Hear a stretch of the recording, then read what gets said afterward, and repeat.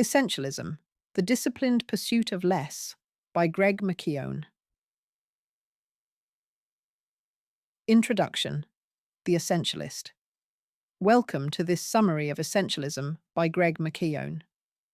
In the next 30 minutes, you'll discover a systematic discipline for discerning what is absolutely essential and eliminating everything that is not, so you can make the highest possible contribution toward the things that really matter.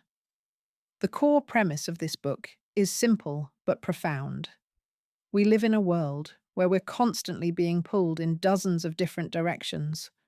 We say yes to things without really thinking. We take on projects we don't have time for. We attend meetings that waste our time. The result? We feel overworked and underutilized. We're busy but not productive. We're always in motion, but rarely making meaningful progress. Essentialism is not about how to get more things done. It's about how to get the right things done. It's about making the wisest possible investment of your time and energy in order to operate at your highest point of contribution by doing only what is essential. The way of the essentialist means living by design, not by default. Instead of making a millimeter of progress in a million directions, the essentialist makes significant progress in the few areas that matter most. Part 1. Essence. What is the core mindset of an essentialist? Chapter 1. The Essentialist. There are three deeply entrenched assumptions we must confront to live as essentialists. First, I have to do this. Second, it's all important. And third, I can do both. The essentialist replaces these with three core truths. First, I choose to do this. Not I have to, but I choose to. This recognizes our power of choice. Second, only a few things really matter. This truth acknowledges that most things are noise and only a vital few really matter. Third, I can do anything but not everything. This is the recognition that we cannot have it all or do it all. The way of the essentialist is the relentless pursuit of less, but better. It's not about doing more in less time, but about doing only the right things. It's about challenging the core assumption of we can have it all, and I can do both, and replacing it with the pursuit of the right thing in the right way at the right time.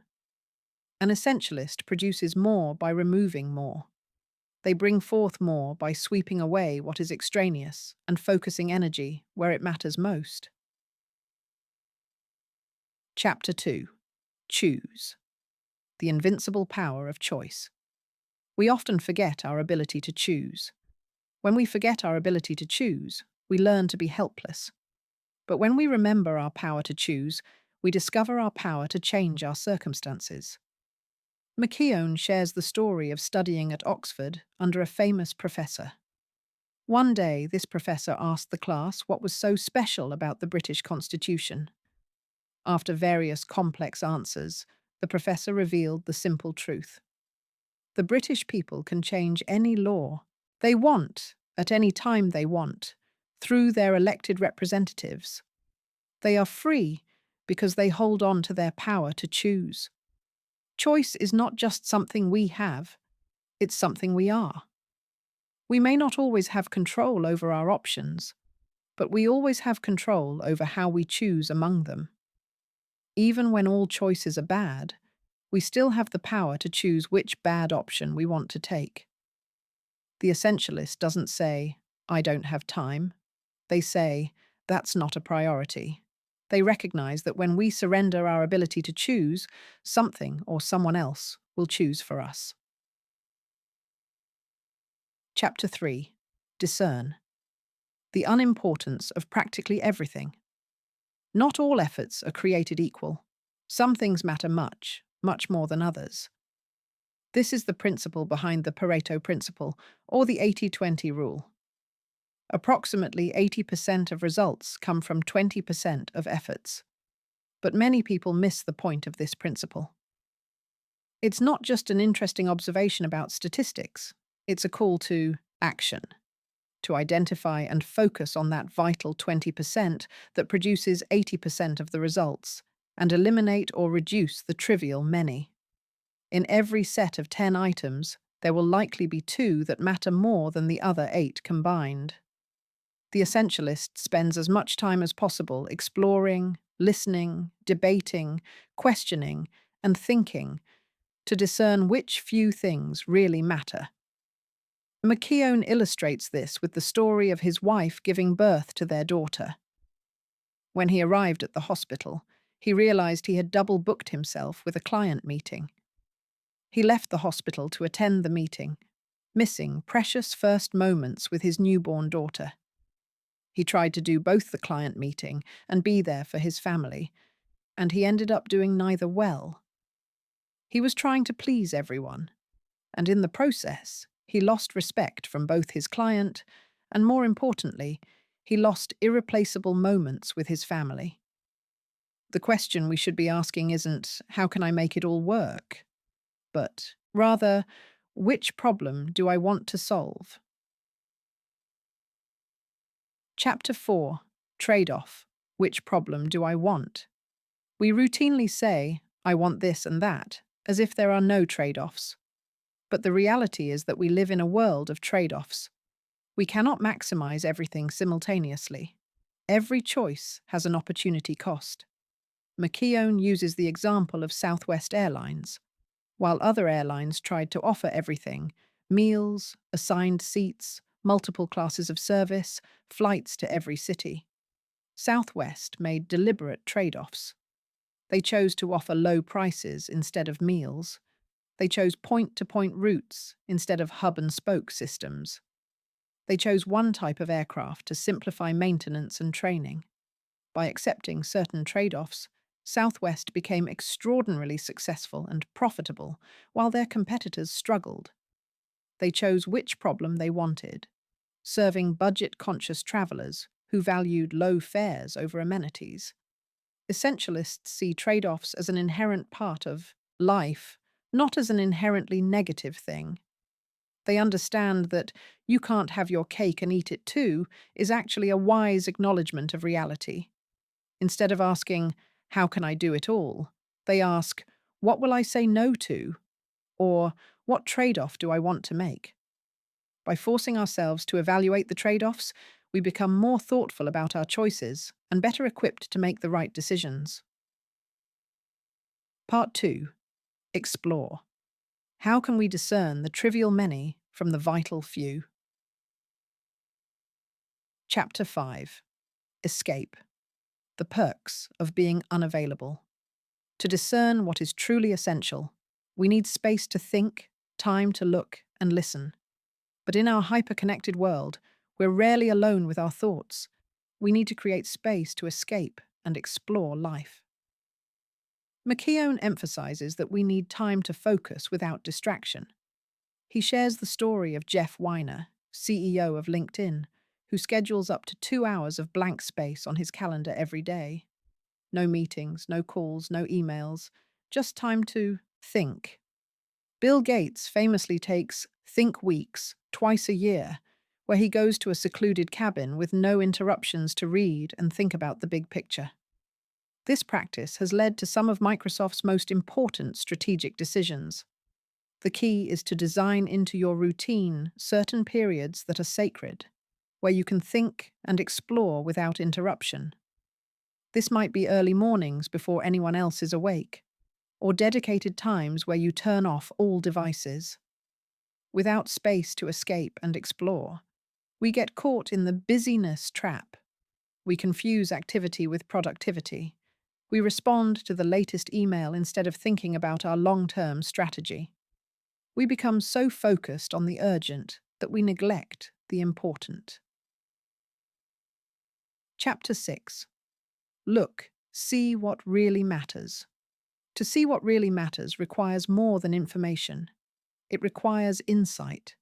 We live in a world drowning in information, but starved for wisdom.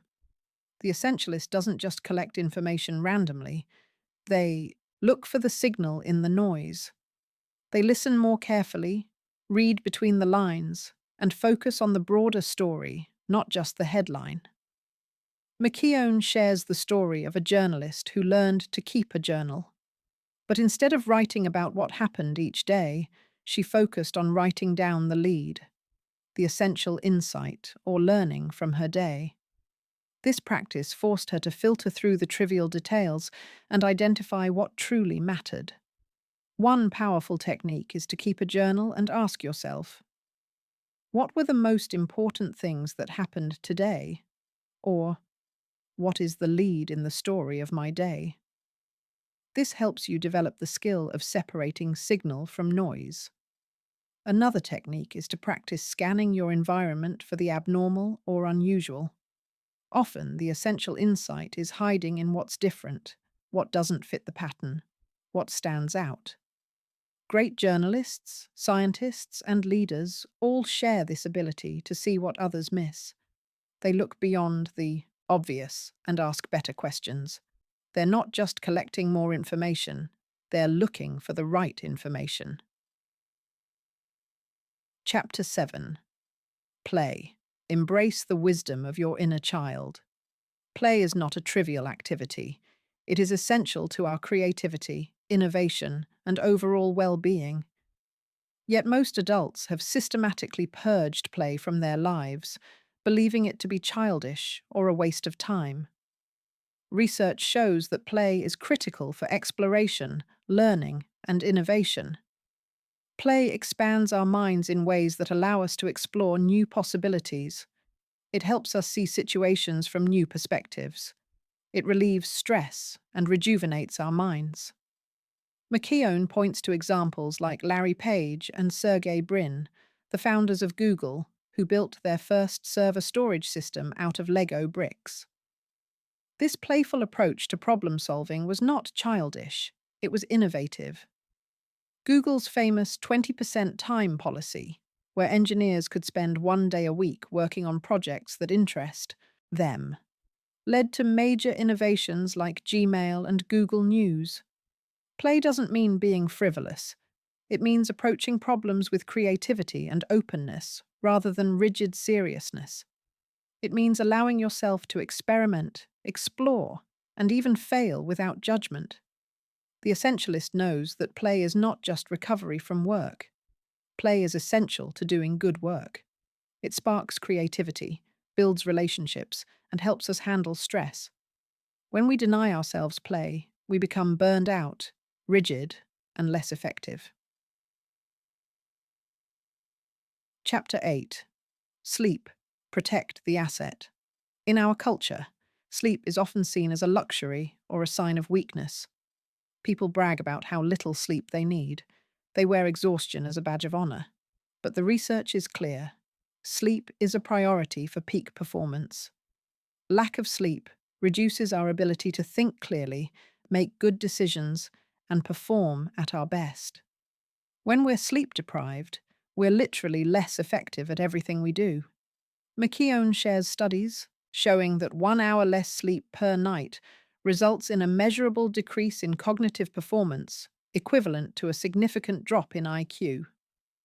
Sleep deprivation impairs judgment, creativity, problem-solving ability, and emotional regulation. The Essentialist recognizes that they are their most important asset.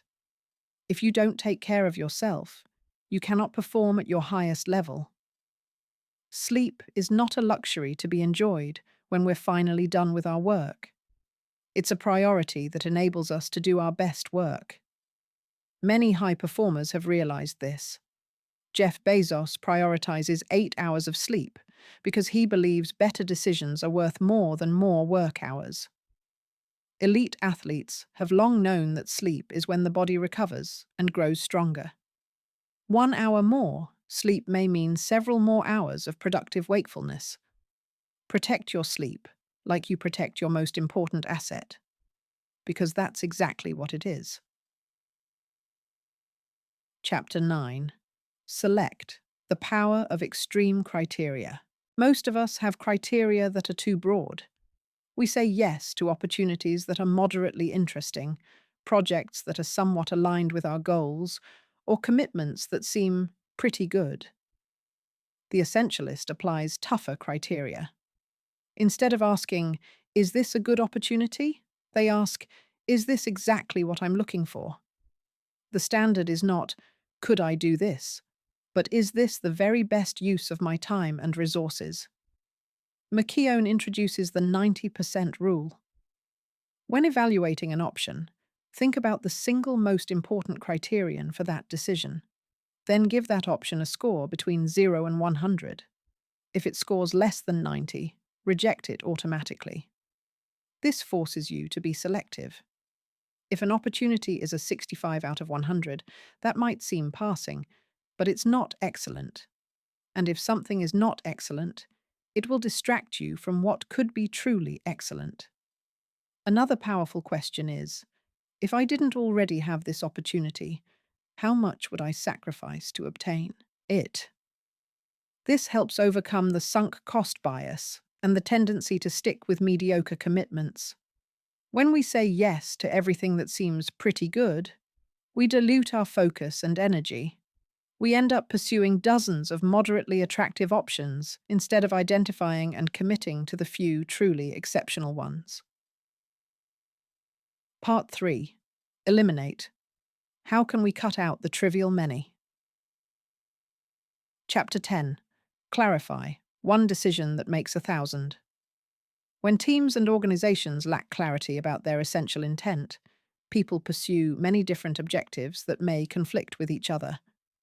Everyone is busy, but the collective effort doesn't add up to meaningful progress. McKeown contrasts this with organizations that have clarity.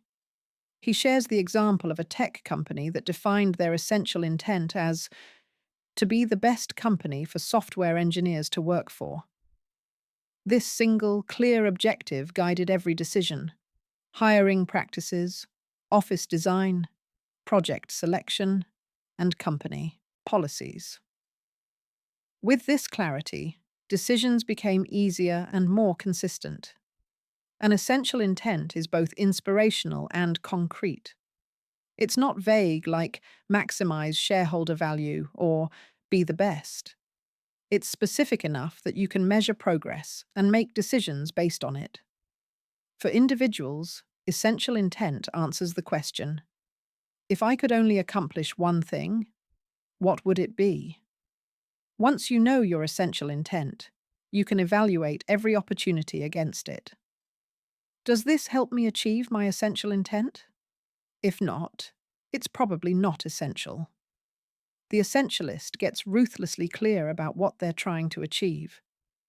This clarity eliminates confusion and aligns all efforts toward the same goal. One clear decision about what is essential can eliminate thousands of trivial decisions later. Chapter 11. Dare. The power of a graceful no. Saying no is difficult. We fear disappointing people, missing opportunities, or burning bridges. So we say yes to things we don't want to do, commitments we don't have time for, and projects that don't align with our goals. But every time we say yes to something, we're saying no to something else. When we say yes to a non-essential project, we're saying no to our essential priorities. The essentialist knows that saying no is a crucial skill. They recognize that popularity and respect are not the same thing. People may not like it when you say no, but they will respect you for being clear about your priorities. McKeown offers several techniques for saying no gracefully. You can separate the decision from the relationship. I can't attend, but I appreciate you thinking of me. You can say, yes, what should I deprioritize? To make the trade-off explicit. You can use an awkward pause instead of an immediate yes. Silence can be powerful. Sometimes the clearest no is simply, I'm flattered, but it's not a priority right now. This acknowledges the opportunity while being honest about your focus.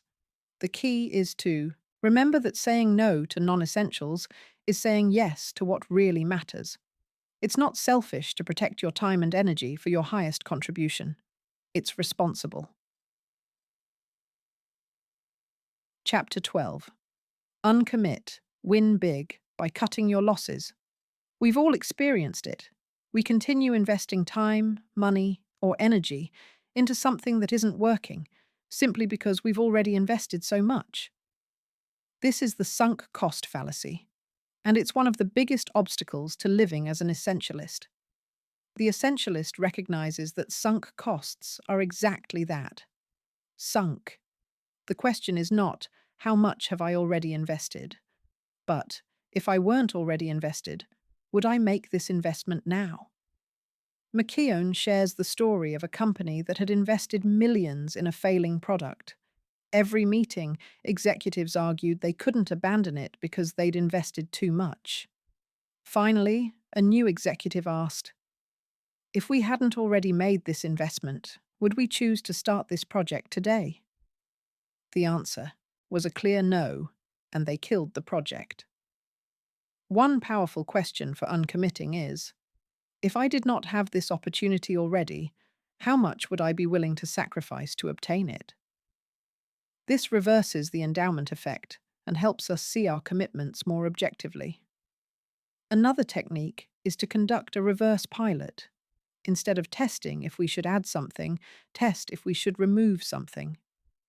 Stop doing it for a trial period and see what happens. Often nothing bad happens, and you've freed up significant time and energy. The essentialist knows that admitting a mistake and changing course is not weakness, it's wisdom. Cutting your losses frees you to pursue better opportunities. Chapter 13. Edit, the Invisible Art. A good editor makes something better by removing what doesn't serve the overall purpose. They cut redundancies, eliminate distractions, and clarify the message. This same principle applies to our lives. McKeown compares our lives to a manuscript. We can always add more commitments, more possessions, more activities. But what if we approached life like an editor, constantly asking, does this make the overall experience better? Sometimes making things better means subtracting, not adding.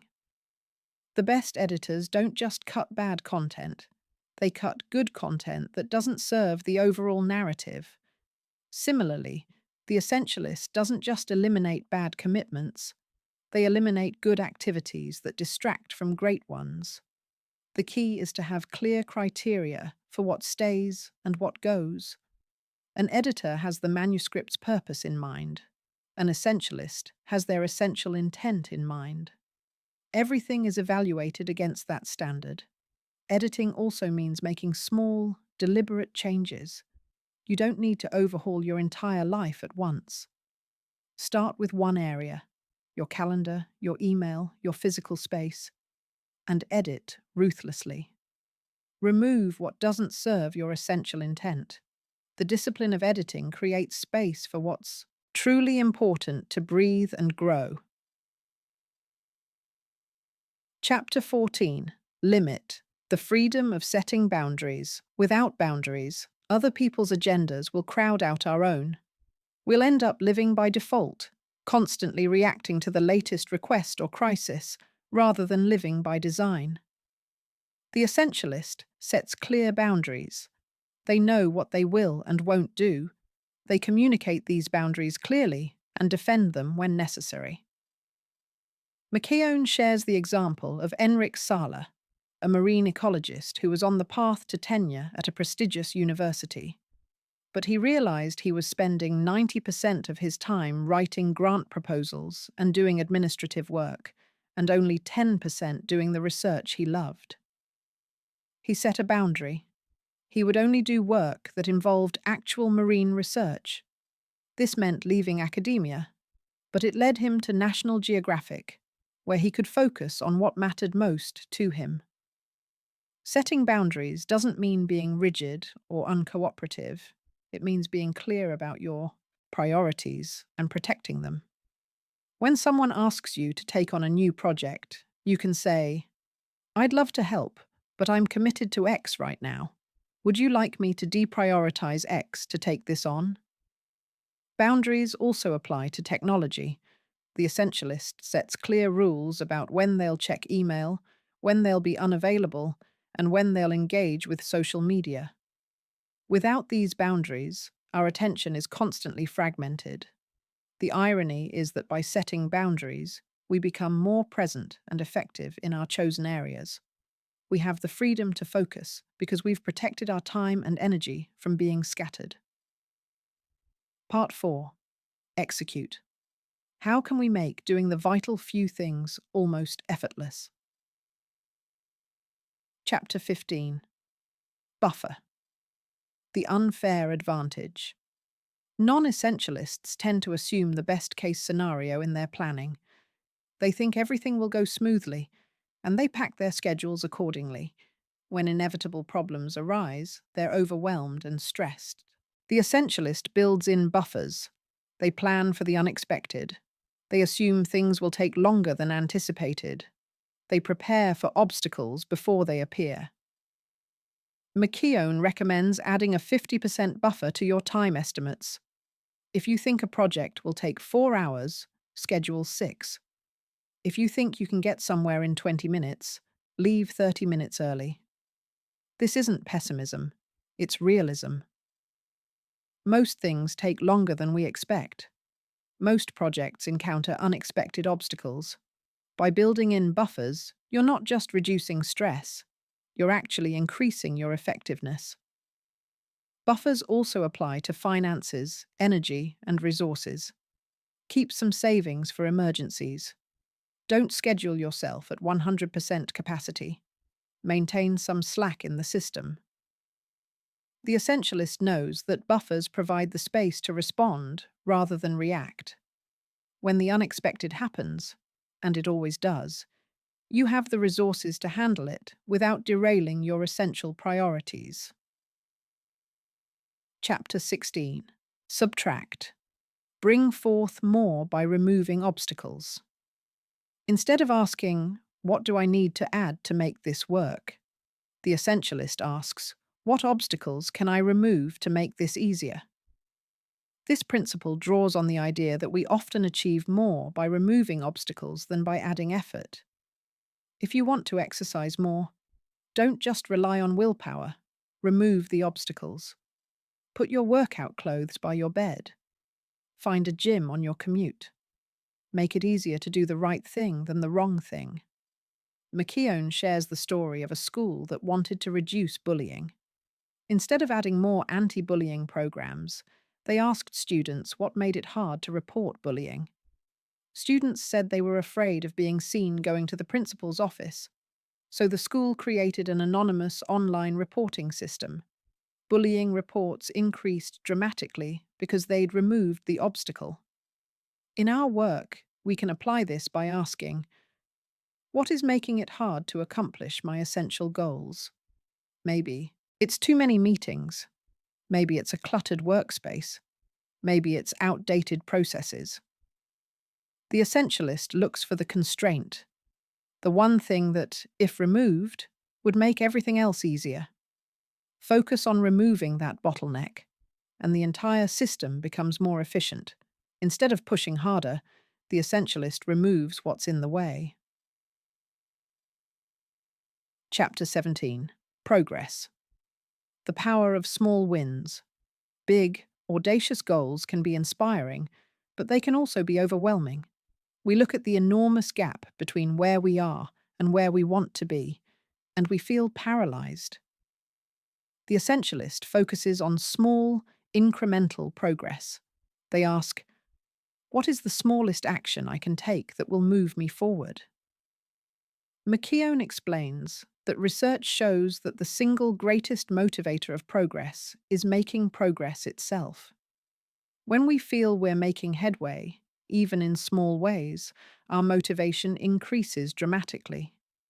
This is the principle behind the minimal viable product in technology, startups. Instead of trying to build the perfect product all at once, they build the simplest version that works, get feedback, and improve iteratively. The same applies to personal change.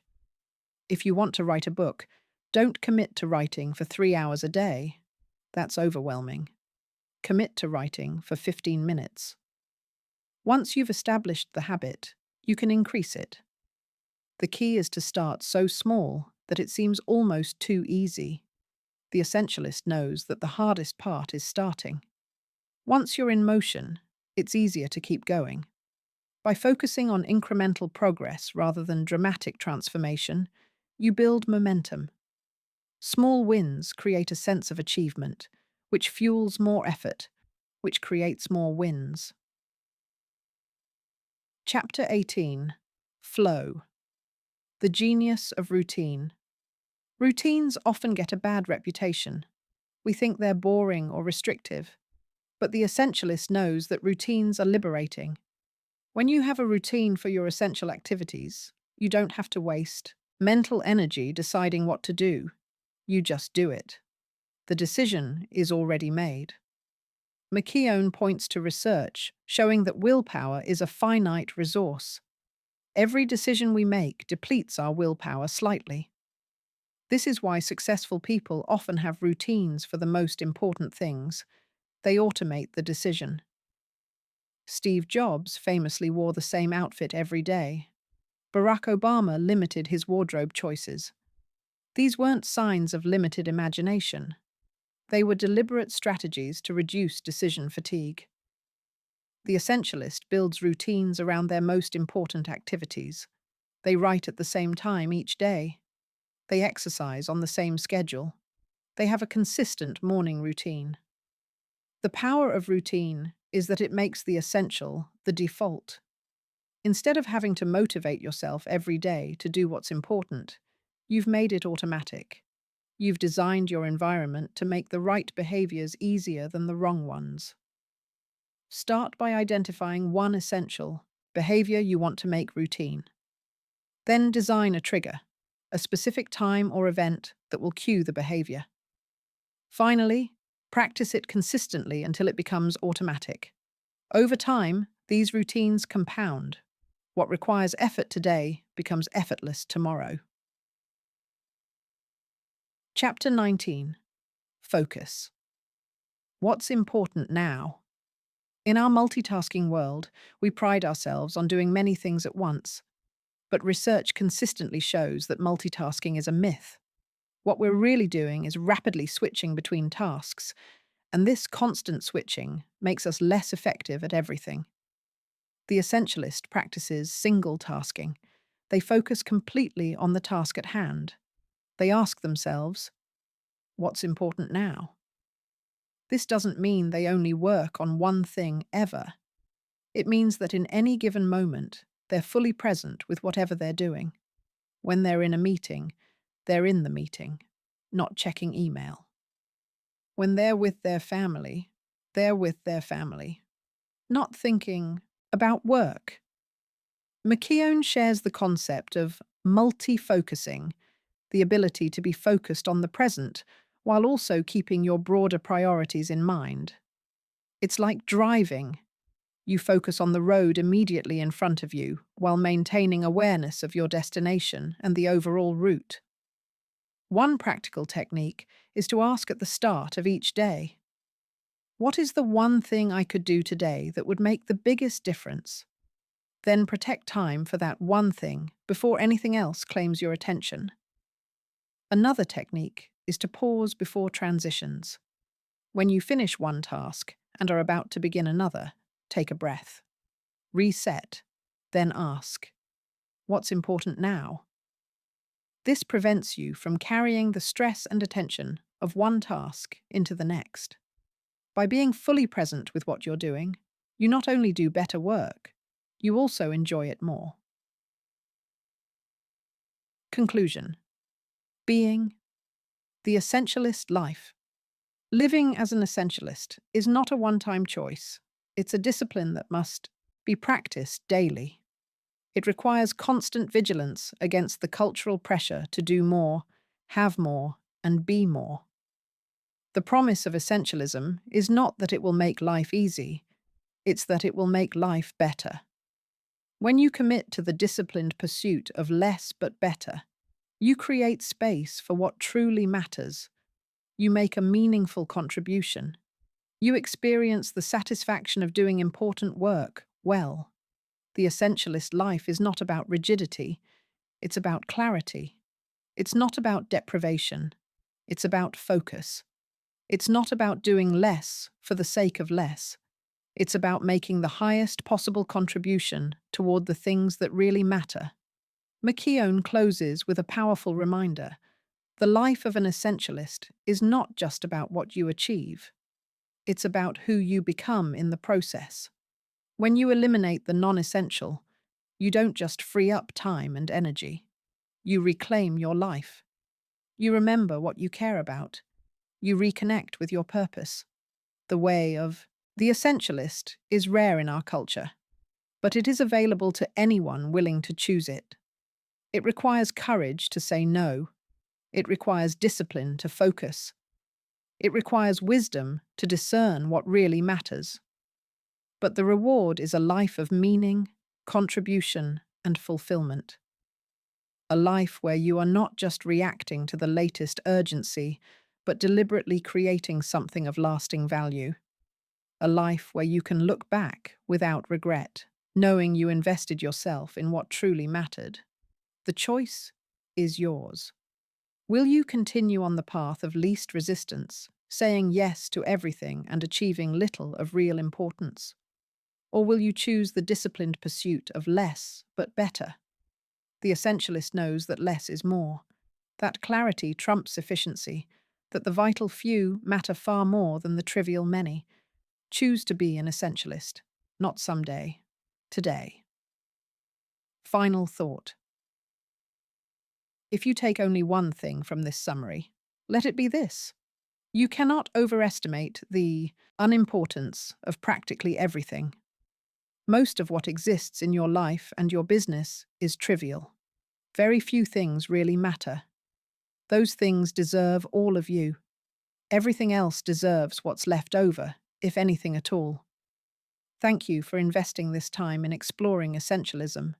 May you use these principles to create a life of purpose, meaning, and impact.